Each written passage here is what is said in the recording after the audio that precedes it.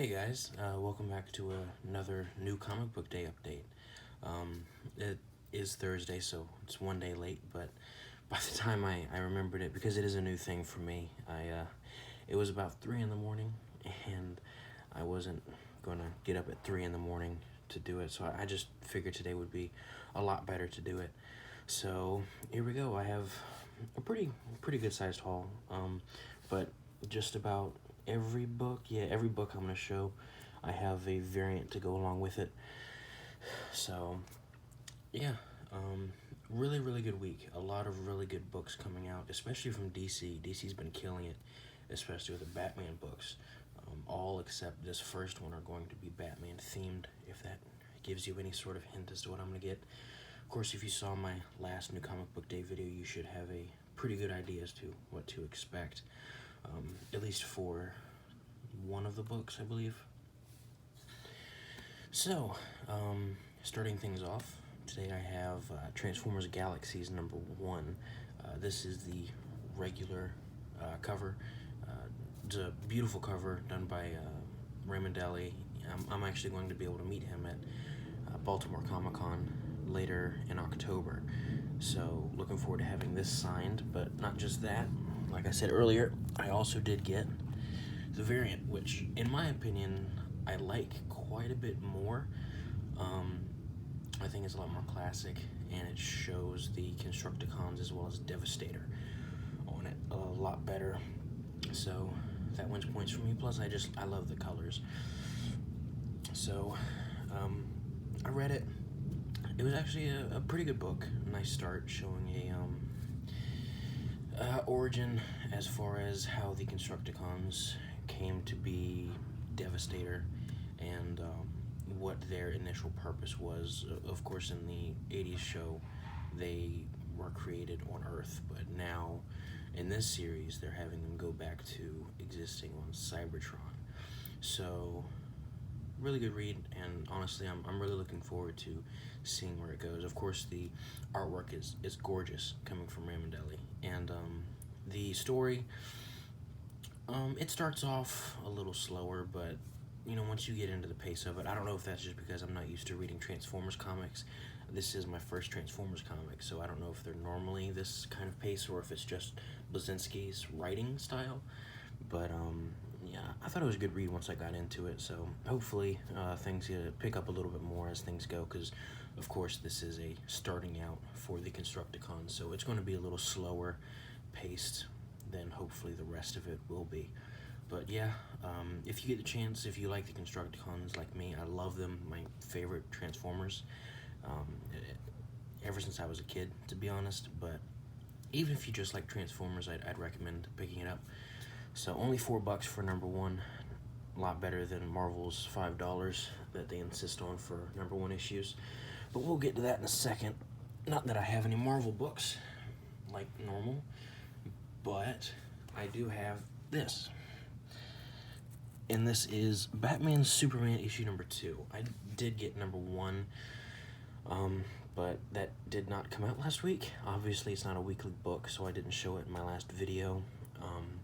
So this is issue #2, continuing the story of the Batman Who Laughs, which was an incredible series done by Scott Snyder, and I believe Jock did the artwork in that, and it was just, I mean, Jock and Snyder are just such a good team. In my opinion, second only to Snyder and Capullo as a team. But Jock's artwork mixed with Snyder's writing was just incredible, and I didn't know if this was going to be able to continue that incredible writing and the insane artwork coming from Jock. And while this isn't nearly as good as Jock, in my opinion, the artwork is still beautiful. It's really good artwork all around. I love this artist's interpretation of the Batman Who Laughs. I think he does a really good version of him. I think he's a hard character to really mess up, but introduces the whole Secret Six, as far as Batman Who Laughs has infected 6 superheroes. Obviously, as you can see, what was revealed in issue #1 is the first one they meet is Shazam. And I'm not going to spoil anything that goes on in the book, but it's shaping up to be a really good series, and I'm interested to see where it goes. So, loved the Batman Who Laughs series, and I couldn't say no to this. Now, as I had mentioned earlier about Marvel's $5 number ones, this isn't obviously a number one. However, I also did get the variant. And it's a nice variant. I do like the DC variants like this, mainly because they don't have the massive title on it. It's very close to a Virgin variant almost, just not quite. But really, really cool. Superman flying in the background. Then you look a little bit more forward into the midground, and you see Batman. And then, of course, in the foreground, you have the gargoyle of the Batman Who Laughs, which is a really, really cool piece. And how, as you look down the cover, your eyes move more forward, and it's a really good cover. However, one thing I didn't notice until I had already bought them and got in the car, if you look down here, the price for this book is $4.99. Now, for a DC Black Label, that's normal. They're normally $5, unless, of course, it's a prestige size issue, in which case it's going to be more. However, this is not either of those things. I don't believe this is a Black Label book, and what really sells me on that is the regular cover is only $3.99. And to me, that's a little sleazy on DC's part. I don't know if you're going to feel the same way, but I do think it's a little crappy for them to charge a whole $1 extra just for a swap of the cover. I think that's a little ridiculous. In my opinion, variants outside of like 1 in 50, 1 per store, 1 in 100, stuff like that, I can understand why those are more expensive. They're harder to find. But normal variants typically have the same print run and are just an alternate cover done by a different artist. And for them to charge $1 extra for it when it presents nothing different outside of a different artwork on the front, and in my opinion, that's ridiculous, especially considering this next book I'm going to show you, and the book after that, and then the first book I showed you, which, if you're good at adding, that is all of the books I have today. The regular cover and the variant are the exact same price. So why DC thought that was a good idea, I have no idea. I mean, I honestly don't have a problem spending the extra $1. I mean, I like getting, if it's a series I really enjoy, I'll get the regular and the Virgin, or the regular and the variant cover. If possible, the Virgin variants, because I do love Virgin variants, because it's just the plain artwork on the cover. But I'd rather not spend extra money for a variant cover. And I think that's something that's really stupid of them to do, and I honestly hope it doesn't persist. I'm new to the whole modern book thing and with buying variants, but I'm sure to some of you that might, oh yeah, of course they do it all the time, but to me that's new, and that's something that I find to be disgusting for DC to think they can do that. But I guess I'm not helping much considering I bought it. So that's basically giving my permission to them, because all they're worried about is figures. I just think it's a little crappy for them to do that. You might have different feelings, but I'm sure you don't. I know comic fans have had a problem with that for quite a while now, but I'm not going to dwell too much more on that. I was just a little caught off guard by that. But moving on to a continuation again, if you saw my haul last week, I didn't buy these books when they were new. I was a little late on it, but I decided to pick them up last week, issues 1 and 2. Sadly, I wasn't able to get the variant of issue number 1, but I was able to get it for number 2, so I'll probably get the variant for number 1 a little further down the line. But here we have Batman Curse the White Knight, issue number 3. Beautiful cover here, of course, by Sean Gordon Murphy. He's a really, really good artist. He's one of the few stylized artists that I actually really do quite enjoy. And he's not like super stylized, but he is stylized to an extent. But I think that works. I think his style of art fits very, very well with the universe he created, which of course, is very fitting given that he's writing and drawing it. So that's one thing I really enjoy. In the next book I'm going to show you, again, is written and drawn by the same person. So I think that's really good. It helps give a more cohesive picture. No pun intended. Well, pun intended, but I'm going to say no pun intended. But it's a beautiful, beautiful cover. Imaging Harley Quinn with her hyenas and Batman in the sort of mid-foreground with his cowl off, which does hold story importance, which I'm not going to spoil. Sean Murphy did on his Twitter, but I'm not going to in case you haven't read it. I do think it's an interesting style choice, again, for Batman, but I do really, really like it. It helps kind of further set how this isn't really in canon. Again, this is part of DC's Black Label, which isn't in canon, which I quite enjoy, and I think that's why I'm enjoying the Black Label so much, because the artist/writer can do whatever they want without having to worry about getting things through DC to the point of making it canon and something that other writers will have to take into consideration. So, again, incredible continuation of the first two issues, and quite the surprise in the end. I'm not going to say anything else besides that because I was caught off guard by it, but given what happened in the first issue, I probably shouldn't have. Oh, the issues in White Knight, not Curse the White Knight, his first series. So, but yeah, it's a great series, and again, with this as well, I got the variant cover, and I actually like this more than the normal cover. I think it's really cool how Gordon even has his own logo for this issue. But again, showing a little stylization, especially in the background, behind Gordon, showing a lot of that stylization in the scenery, which I think is really, really cool. But just a beautiful Commissioner Gordon cover. And I think it's really awesome how he's not just making a different version, he's actually making a completely different cover, focusing on a completely different character. I think that's really cool, and actually that's going to carry on to book 4, where I believe he's focusing on Batgirl.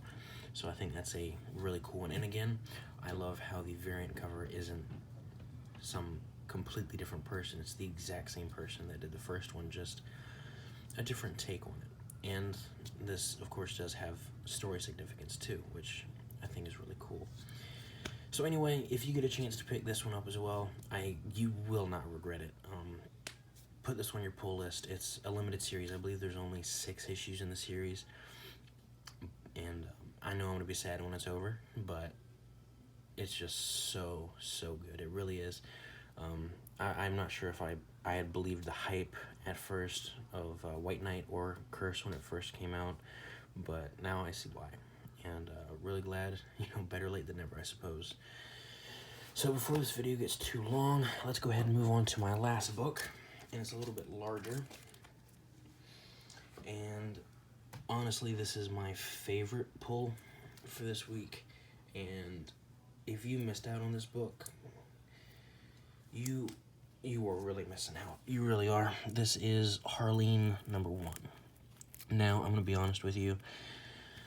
I was not looking forward to this book in the slightest. I don't look forward to any modern Harley Quinn book. And the reason being, I loved, when I was a kid and I saw the animated series when Harley was first created, I fell in love with Harley Quinn, mainly because she was associated with the Joker. But, I mean, she was a fun character, and I really, really enjoyed Harley when I was a kid. And then when Suicide Squad came out, and all of the teen girls attached to her, and the writers and artists that were given Harley Quinn as a character to work on, and they made her something completely different than what she originally was. And they made her almost like a female Deadpool. I know there's a lady Deadpool, but you know what I mean. They made her a lady Deadpool of the DC universe. And that can work if done right, but when you give it to people that, when they're going into it, they're going to write her as a modern teen girl kind of or, I don't know how to really explain it, but she just was not the kind of Harley Quinn that I liked, and she was everything I hated about modern society in a way. And I had really hated Harley Quinn for the last few years. I felt like the only like pure Harley Quinn that was left from the original incarnation of her was in the Arkham games, where she's, to the core, she's evil. She really is. She's not this fun-loving girl, this go-getter who's just always cracking jokes, but she's crazy. She is literally insane. She's not someone to be related to. And what I love about this book is it took that original evil Harley Quinn to an extent, that crazy Harley Quinn, not necessarily evil, but more crazy, still evil, and made her relatable in a way that didn't ruin the character for me. There's If you're watching this, I don't get a ton of views, but if you're watching this and you love the modern incarnations of Harley Quinn, you probably have no idea where I'm coming from, but it's just my opinion. But I just love how they were able to take what seems like a direct copy of the 90s Harley Quinn and her origin and make it in a way that it is relatable. You can see where she's coming from, but it's still that Harley Quinn that I grew up loving. And honestly, it's the first time in years that I've felt that love for Harley Quinn that I did when I was watching the animated series as a kid. And this is just such a beautiful book. And I walked into the shop and I was just going to pick up my pull, which were the last, I thought it was just going to be 4 books. I forgot Batman Superman was coming out today, but the last 6 books. And then I saw this on the shelf, and I had been wanting a prestige-sized book ever since I saw Batman Damned on the shelf, but by the time I was interested in that, issue 1 was already insanely expensive. Not the second print, but the first print, which is what I would have wanted. Having second prints of modern books irks me a lot. But I saw this, and I just love this artwork on the cover. It really is gorgeous. Having Harley Quinn almost be a mask, with it being shattered, and seeing underneath to Harleen, and how she's really just torn up on the inside. I think that's really, really cool. A really cool dichotomy that is explored in the book that helps show another side of Harley that I feel like up to this point I was lost to, just because I didn't care about what people had done. But I'm just really, really glad, because all these Harley books coming out, I figured were going to be cash grabs on like her popularity to the Suicide Squad, but this just feels like a book that was just written for the sake of a Harley Quinn book, and not a cash grab, not anything, just, someone writing a good, intense story. And I think what's awesome is this is put in Black Label, so they can explore some more adult themes in this book, which makes it even better. But I saw this cover and I fell in love with it. And then behind it, I saw this cover. And that takes me right back to the 90s series. The first thing I thought of was 90s animated series when I saw that. Poison Ivy in the background, Killer Croc, the Riddler, and of course Harley Quinn in the foreground in her jester suit with the cap gun, or the court gun. And of course she's upside down doing a flip. And this makes me think of my childhood with the 90s show. I know I've said that a lot, but I'm just so pleasantly surprised with it. And I couldn't pass these up. They are $8 a book, which at first I was hesitant, but looking through the book and then the covers were just gorgeous. I just bought both. I bought both. It was kind of an instinct thing, and I definitely do not regret it one bit. I am really glad, though, my local comic store had these prestige-sized holders, or the bags and boards, because I did not. And when I have a Punisher, or Marvel Preview Presents #3, first original Punisher. That's a magazine-sized book, and I bought it CGC, and I didn't want to crack it because I don't have a holder. So I took it to Tidewater Comic Con, cracked it out there, and I never had to worry about putting it in bag and board, but luckily they had them, so I didn't want this to get damaged, and now I definitely don't. So if you can find these, long story short, I'm getting off on a tangent. If you like the 90s TV show, if you like the Joker, if you like Harley Quinn, obviously, if you just like Batman, pick this up and read it. It is a incredible book, very well written, and the art is just gorgeous. It is $8, but here's how I like to think of it. Marvel just came out with Absolute Carnage #1 a few weeks back. It is the same size, it's a normal comic. It is 60 pages, and the cover is a nicer paper, but the inside page is the exact same. This is a prestige book, a prestige size book, so it is quite a bit bigger than a normal comic book. It's a square bound book, which is really, really nice, because I don't have room in my comic boxes for them, so they're just sitting on one, so I don't have to worry about them getting damaged from just laying there. But so it's a square bound book. It is a higher quality paper, not just for the cover, but for the interior pages as well. And it's 64 pages, so it's longer, bigger, and higher quality for the exact same price as Absolute Carnage #1. So if you have the money and you want to add this to your pull, I would highly recommend it. And it's not an ongoing, it's only 3 issues, again, just like Batman Damned, which I don't know if that's an ongoing thing for the prestige size books, but or if it's just a coincidence, but beautiful book, beautiful book. Again, my pull of the day. It's a gorgeous book, and like I said, can't recommend it enough. And I'm not even going to try and pronounce the guy's name that drew and wrote this, but excellent job from him. So looking forward to the last 2 issues and seeing where it goes from here. So thank you again, guys, very much for joining me for a new comic book day. This is my 2nd episode.